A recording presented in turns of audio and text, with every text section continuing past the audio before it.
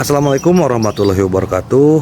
Mimin lanjutkan lagi cerita Raja Kegelapan Cipei-nya. Tapi seperti biasa, sebelum dilanjut, bantu tekan tombol like dan berkomentar juga Tuan Rena gas. Bab 1197 sudah diputuskan. Ji Fei ini terlalu sombong. Dia benar-benar membunuh tetua He. Seorang lelaki tua bertubuh tinggi besar, bersuara nyaring, dan sekujur tubuhnya memancarkan aura pembunuh yang dingin. Bicaranya dengan marah. Dia adalah tetua Lingkong Su Chen Yibao, yang bertugas mengelola keluarga Duan di Qingzhou Qianchongmen. Karena dia sedang dalam perjalanan bisnis, dia tidak berada di Lingkong Su. Jadi ketika Ji Fei tahu tentang pembunuhan keluarga Duan dari Qingzhou Qianchongmen, dia sudah membunuh mereka. Ketika dia kembali dan mengetahui hal itu, dia menjadi marah, karena hal itu menghilangkan sumber uang dan kecantikannya, dan ini mengurangi kekuatannya. Kini berita bahwa He Sun Feng dibunuh langsung oleh Ji Fei dibawa kembali oleh Su Piao Miao. Amarahnya pun telah sepenuhnya tersulut dan terlampiaskan sepenuhnya. Seluruh ruang pertemuan menjadi kacau karena amarah dan teriakannya. Meskipun banyak orang tidak berbicara, ekspresi mereka tidak bagus. Lagi pula, di pemakaman keluarga Duan dari Qianchongmen di Qingzhou, Ji Fei menamparkan wajah banyak keluarga seni bela diri kuno, dan banyak dari mereka memiliki beberapa konflik dan kebencian dengan Ji Fei. Keluarga-keluarga seni bela diri kuno ini dikelola oleh orang-orang yang berbeda, dan mereka juga menjadi penyedianya. Mereka merasa terhina dan tentu saja marah. Jadi semua orang merasa tidak puas dan marah terhadap Ji Fei. Pada saat ini, mereka semua memandang Ling Ruofeng, guru Ling Kongsu, yang sedang duduk di tenda kain kasa putih di kursi utama tengah. Tidak seorang pun tahu seperti apa rupa Ling Ruofeng. Sekalipun mereka berada dalam satu ruang pertemuan dengan dia, mereka tetap tidak bisa melihat wujudnya dengan jelas karena dia seperti tidak ada. Apakah Ji Fei ini benar-benar pantas mati seperti ini? Ling Ruofeng yang sedari tadi terdiam, angkat bicara, memecah kesunyian, dan suaranya bergema di dalam aula untuk waktu yang lama.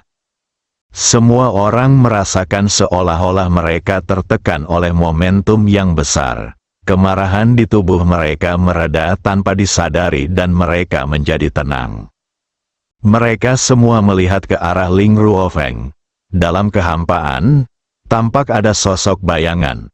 Orang yang tidak tahu akan mengira itu bukan orang, melainkan hantu. Tuan, tidak peduli siapa dia harus memberi kita penjelasan tentang Ling Kongsu yang telah membunuh He Sun Feng. Kalau tidak, bagaimana kita akan mengatur keluarga-keluarga seni bela diri kuno ini di masa depan? Apakah kita akan membuat keluarga-keluarga seni bela diri kuno ini tunduk padanya? Chen Yibao melangkah maju dan berbicara ragu-ragu. Ling Ruofeng tidak langsung menjawab, tetapi menatap Su Piao Miao yang sedari tadi terdiam. Nona Suci juga ikut turun gunung kali ini. Bagaimana menurutmu tentang masalah ini? Su Piao Miao tidak mengatakan apa-apa, tetapi langsung mengeluarkan flash drive USB yang berisi salinan rekaman pengawasan. Di dalamnya terdapat rekaman situasi pada saat itu. Siapapun dapat melihatnya. Seseorang segera maju untuk mengambilnya dan mulai bermain. Peristiwa yang terjadi di aula perjamuan Suhari itu disiarkan secara penuh. Kesombongan dan perilaku mendominasi He Sun Feng terlihat jelas di layar. Beberapa orang di tempat kejadian tampak sangat tidak senang, terutama saat mereka memikirkan akan terbunuh seketika pada akhirnya. Itu sangat memalukan. Banyak orang yang dengan cepat melampiaskan kemarahan mereka pada Ji Fei, berpikir bahwa dia terlalu shock, dan karena itu menunjukkan ketidakpuasan yang mendalam. Suasana di aula berubah sedikit. Su Piao Miao merasakan perubahan dan tiba-tiba merasa lega dan lega. Ling Kongsu adalah organisasi yang mengelola keluarga seni bela diri kuno. Mereka juga merupakan tempat yang menegakkan keadilan. Banyak orang di sana memiliki rasa keadilan yang kuat. Lagi pula, orang-orang seperti He Sun Feng adalah minoritas. Kini, setelah merasakan reaksi orang banyak, saya sadar bahwa memang demikianlah halnya, dan saya merasa tidak terlalu gugup. Jantung Su Piao Miao tiba-tiba berdetak dengan perasaan yang rumit dan tak terlukiskan. Bahkan sedikit kemarahan, alangkah baiknya jika Ji Fei tidak begitu impulsif. Pria bau ini benar-benar tidak mendengarkan aku. Kali berikutnya dia melihat Ji Fei. Dia punya ide untuk berurusan dengan Ji Fei. Mendengus, dengus dingin Chen Yibao tiba-tiba terdengar di ruangan itu, memecah kesunyian. Semua orang memandang Chen Yibao.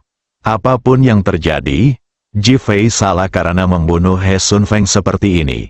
Ini adalah provokasi terhadap martabat Ling Kongsu kita. Jika kita membiarkannya terus seperti ini, siapa yang akan mendengarkan kita, Ling Kongsu di masa depan? Setelah Chen Yibao selesai berbicara, suasana menjadi sunyi. Banyak orang memiliki ekspresi rumit di mata mereka, dan bahkan banyak orang setuju dengan pernyataannya. Bagaimanapun juga, martabat Ling Kongsu tidak dapat dipermalukan. Suasana di tempat kejadian mulai berfluktuasi lagi. Mata semua orang tertuju pada Ling Ruofeng, pemilik Ling Kongsu di tenda kasa putih.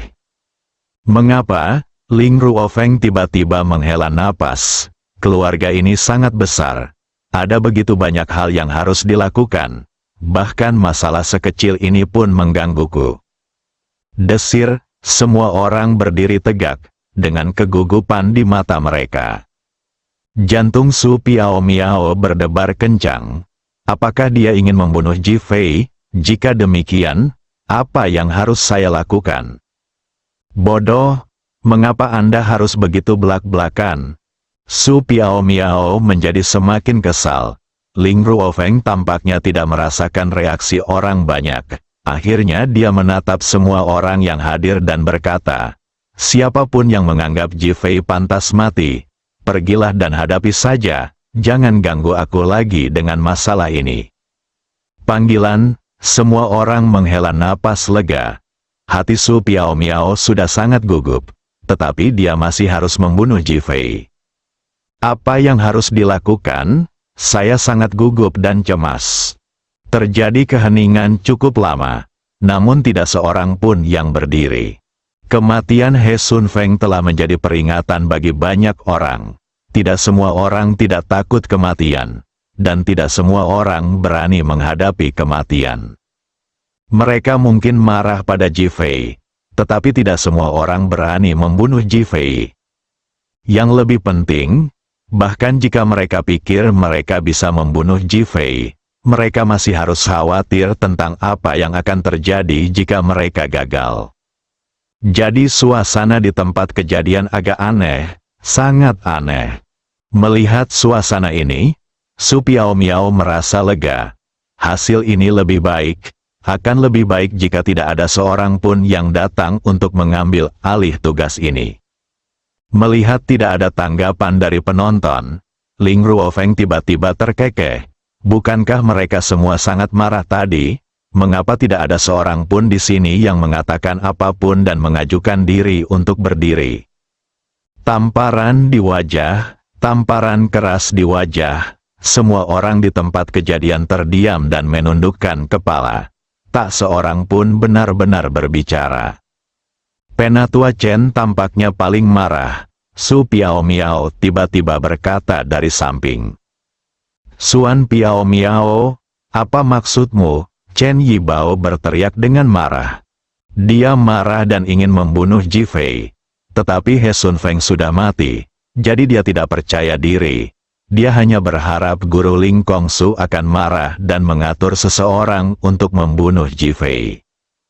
Tetapi sekarang sudah jelas bahwa tidak seorang pun bersedia mengambil tindakan. Jika Su Piao Miao mendorongnya keluar, bukankah itu sengaja mencoba menipunya? Sangat marah. Su Piao Miao memandang yang lain. Bukankah semua orang mendengar kemarahan Penatua Chen tadi? Semua orang langsung mengangguk dengan ekspresi yang sama di wajah mereka. Mereka semua ingin membunuh Ji Fei, dan tidak ada satupun dari mereka yang ingin pergi sendiri. Tentu saja mereka semua mendorong Chen Yibao untuk didorong keluar.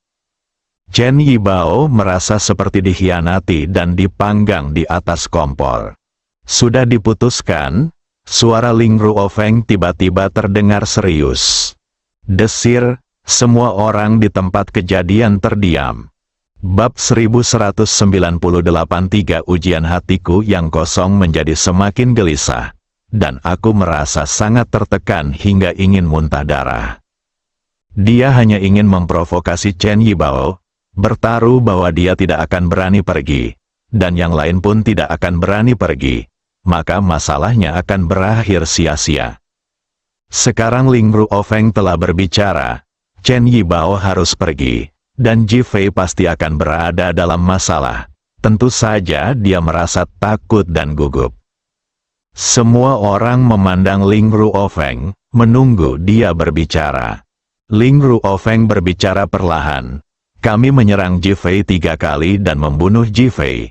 Saya harap dia tidak cukup mampu untuk membunuh Ji Fei.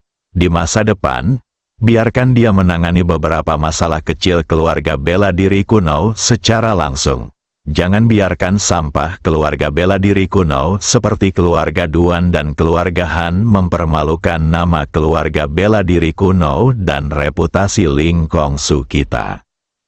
Ledakan, setelah kata-kata Ling Kongsu keluar, suasana menjadi sunyi. Kemudian berubah menjadi keheningan yang rumit, bahkan banyak orang yang memasang ekspresi heran di wajah mereka. Pengaturan Ling Ruofeng mengirimkan sinyal itu berarti untuk menguji Ji Fei, dan bahkan ingin menyerap Ji Fei ke dalam Ling Kongsu. Orang yang paling bahagia adalah Su Piao Miao. Dia tidak dapat menahan diri untuk berpikir dalam hati bahwa orang sialan ini sungguh beruntung. Dia tidak menyangka Ling Ruofeng begitu menghargainya. Memikirkan kemampuan Ji Fei, dia pun penuh harapan agar Ji Fei pergi ke Ling Kongsu. Itu benar-benar pilihan yang sangat bagus. Semua orang sudah memahami pikiran Ling Ruofeng, jadi wajar saja tidak ada seorang pun yang berani mengutarakan pendapatnya dengan mudah. Mereka semua memandang Ling Ruofeng, menunggu dia melanjutkan memberikan perintah. Hati Chen Yibao sekarang sangat rumit. Dia tidak menyangka bahwa Ji Fei yang sangat dibencinya akan dihargai seperti ini. Namun, dia juga sangat takut dalam hatinya. Bagaimana jika dia diminta membunuh Ji Fei? Dia benar-benar tidak ingin pergi, dan dia tidak berani pergi. Dalam insiden terakhir dengan He Sun Feng, Ji Fei membantu kami Ling Kongsu membersihkan sampah, yang dianggap sebagai ujian. Suara Ling Ruofeng terdengar lagi. Semua orang terkejut lagi, dan mereka juga menyadari bahwa Ling Ruofeng benar-benar ingin menyerap Ji Fei. Tak seorang pun bersedia berdiri. Chen Yibao sangat tertekan hingga dia ingin muntah darah, tetapi dia tidak berani berbicara. Penatua Chen, Anda yang paling marah tadi. Semua orang merekomendasikan Anda. Saya pikir Anda harus bertanggung jawab atas masalah ini. Anda harus menjadi orang yang menguji Ji Fei untuk kedua kalinya. Ledakan, Chen Yibao merasa seperti tersambar petir. Otaknya berdengung dan pikirannya kosong. Apakah Anda benar-benar menganggap diri Anda sebagai batu ujian? Dia gugup, dia takut, sedemikian rupa sehingga saya tidak berani berbicara. Penatua Chen, guru sedang berbicara padamu. Suara samar terdengar penuh ejekan dan ejekan. Chen Yibao tersadar dari keterkejutannya dan segera melihat ke arah Ling Ruofeng. Tuan, saya baru saja kembali dari luar, saya. Kamu paling membenci Ji Fei. Jadi aku yakin ujianmu akan menjadi yang paling efektif. Ling Ruofeng langsung menyela Chen Yibao. Dahi Chen Yibao dipenuhi keringat, dan dia merasa seperti sedang dipanggang di atas api. Penatua Chen, Anda tidak ingin melaksanakan pengaturan guru, bukan? Sebuah suara samar terdengar di dekatnya. Wajah Chen Yibao berubah merah dan putih. Dia sangat marah terhadap Su Piao Miao, tetapi dia tidak berani membantah. Takut sanggahannya akan dianggap sebagai ketidaksediaan. Akhirnya, dia mengangguk tak berdaya. Saya pasti akan menghabiskannya. Kalau begitu, silakan. Apa ada hal lain yang harus kamu lakukan? Kalau tidak, kita bisa tunda rapatnya. Ling Ruofeng tampak sangat tidak sabar. Semua orang terdiam, lalu mereka hendak pergi. Su Piao Miao, tunggulah sebentar. Su Piao Miao berhenti. Ling Ruofeng dan Su Piao Miao tertinggal. Tahukah kamu apa ujian ketiga saya? Su Piao Miao menggelengkan kepalanya. Saya tidak tahu. Itu berarti kau bisa menaklukkan Ji Fei. Ling Ruofeng berkata dengan nada yang sangat tegas. Jantung Su Piao Miao bergetar. Kemudian seluruh wajahnya memerah karena malu. Dia tidak menyangka akan mendapat permintaan seperti itu. Itu agak tidak terduga. Tepat saat dia hendak berbicara, Ling Ruofeng melanjutkan. Karena kamu tidak menghentikan pembunuhan He Sun Feng dan mengembalikan pengawasan. Itu berarti kamu telah menganggap Ji Fei sebagai kekasihmu di dalam hatimu. Jadi tugas ini secara alami akan kamu selesaikan. Su Piao Miao terkejut sesaat. Dia tidak menyangka bahwa tindakan kecilnya ini tidak luput dari pandangan Ling Ruofeng. Dia melihatnya dengan jelas. Akhirnya saya hanya bisa mengangguk dan berkata, saya berjanji akan menyelesaikan tugas itu. Ling Ruofeng berhenti bicara, tetapi berkata dalam hati, Ji Fei, aku harap kamu benar-benar tahu apa ujianku. Sosok itu menghilang di balik tirai kasa putih. Su Piao Miao pergi, dan akhirnya mengikuti Chen Yibao untuk mencari Ji Fei. Ji Fei masih berada di kota Fenghuang di Hunan Barat. Dia telah banyak berkomunikasi dengan nenek Bai Ruo baru-baru ini dan mendapat banyak informasi dari lelaki tua itu. Dia bahkan mengetahui sesuatu tentang Ling Kongsu. Dia tahu bahwa Ling Kongsu berada di Gunung Kunlun dan keberadaannya seperti kuil. Tidak seorang pun mengetahui situasi spesifik mereka. Tetapi semua orang tahu bahwa merekalah yang mengendalikan kekuatan sesungguhnya dari semua prajurit di negeri naga dan merupakan penstabil negeri naga. Bahkan pendirian Longtang saat itu pun dibayangi dan didukung oleh Ling Kongsu. Hal itu sangat mengejutkan Ji Fei. Dia tidak menyangka bahwa Ling Kongsu benar-benar akan memperhatikan masalah ini. Namun, setelah memikirkannya, dia mengerti bahwa ada negara sebelum ada rumah. Saat negara sedang dilanda krisis, berapa banyak orang dari keluarga bela diri kuno yang berani membela negaranya? Apalagi Ling Kongsu. Jika sarangnya hancur, tidak akan ada telur yang tersisa yang tidak pecah. Jika negara tidak ada, apa gunanya keberadaan mereka? Dengan analisis ini, mereka berhak mengambil tindakan. Adapun membantu mendirikan Balai Naga, itu berarti mereka sebenarnya berharap untuk memiliki kekuatan yang dapat memimpin kekuatan keluarga seni bela diri kuno dan mempertahankan negara. Setelah memikirkan hal ini, Ji Fei tiba-tiba memiliki pendapat yang jauh lebih baik tentang Ling Kongsu dan bahkan lebih ingin tahu tentangnya. Pada hari ketujuh, Ji Fei mengusulkan untuk meninggalkan desa Baisui. Nenek Bai Ruo tidak menghentikannya, tetapi menatap Ji Fei. Jalan di depan masih panjang, kamu harus berhati-hati untuk melindungi wanita di sekitarmu. Ji Fei mengangguk, apakah kau berharap akan ada wanita lain seperti Bai Ruo yang menghilang dari pandanganmu? Nenek Bai Ruo tiba-tiba bertanya, Ji Fei tertegun sejenak, lalu menggelengkan kepalanya. Tentu saja tidak. Cara terbaik adalah membiarkan mereka memiliki kemampuan untuk melindungi diri mereka sendiri. Ji Fei bingung. Biarkan aku, Bai Sui, tinggal bersama Li Ruoxi selama 2 hari ke depan. Aku telah memintanya untuk mengajariku cara membesarkan Gu. Dengan sisa jiwa Bai Ruoxi di dalamnya, aku yakin dia akan segera menguasainya. Dengan cara ini, sebelum anaknya lahir, dia tidak akan kesulitan melindungi dirinya sendiri jika kemampuannya tidak habis. Ji Fei menatap nenek Bai Ruo dengan rasa terima kasih di matanya. Kau harus memikirkan keselamatan 3 wanita lainnya. Kau bukan lagi orang biasa, dan orang-orang yang mengawasimu juga bukan lagi orang biasa. Jadi jika mereka menyerangmu, itu akan menjadi ujian hidup dan mati. Ji Fei terdiam sejenak, lalu mengangguk. Aku mengerti. Seorang pria yang baik harus melindungi wanita-wanita di sekitarnya, terutama wanita-wanita yang mencintaimu.